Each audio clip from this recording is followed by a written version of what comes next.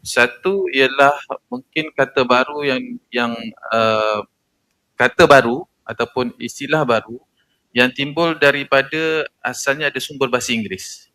Ya, macam tadilah sebut viral, kemudian kita padankan dengan, itulah. Itu dari segi aspek, pada saya ialah peristilahan.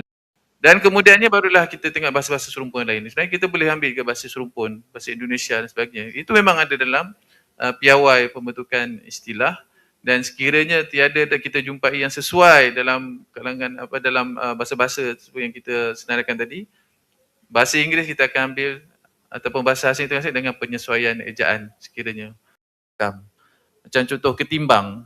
Yang sebab ketimbang kan, ketimbang masa diperkenalkan oleh Perdana Menteri kita itu, semua orang tertanya apa maksud ketimbang. Betul dalam kamus tak ada ketimbang dalam kamus Dewan. Sebenarnya belum terakam lah, tak terakam. Tapi sebenarnya perkenalkan ketimbang tu bila kita selisik dan kita selidik memang ada penemuannya dalam korpus sangat banyak.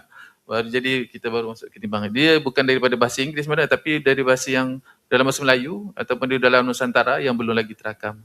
Jadi kalau kata penemuan kataan itu sangat tinggi dan ada rujukan yang lain, sumber lain, Kamus Indonesia dan kamus-kamus lain yang ada, kita pertimbang dan kita boleh masuk. Begitulah cara Malaides memperkaya kosakata rojak. Jika padanan kosakata tidak dimiliki oleh kamus rojak, mereka cukup mengambil dari kamus bahasa Indonesia sebanyak-banyaknya. Itulah sebabnya Malaides mengusulkan membuat pangkalan data bersama, dengan tujuan supaya bahasa rojak yang miskin kosakata dapat diperkaya dengan kosakata dari bahasa Indonesia, dengan dalih karena berasal dari Nusantara atau serumpun.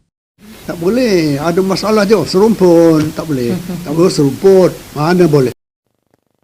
Maka yang kami ingin usulkan ialah adanya satu pangkalan data bahasa serantau yang melibatkan bahasa dari Indonesia, bahasa Melayu, dari Malaysia dan Brunei, yang kita boleh manfaatkan dan kita boleh gunakan. Jika pangkalan data dibuat yang mengambil manfaat hanya Malaides di mana bahasa rojak Malaides miskin kosakata, Indonesia tidak mendapatkan manfaat dari pangkalan data, karena padanan kata bahasa rojak di kamus Malaides menggunakan pelafalan bahasa British, tidak sesuai dengan ejaan dan pelafalan bahasa Indonesia. Penutur bahasa Melayu dan bahasa Indonesia di rantau Asia Tenggara ini lebih kurang dalam 300 juta.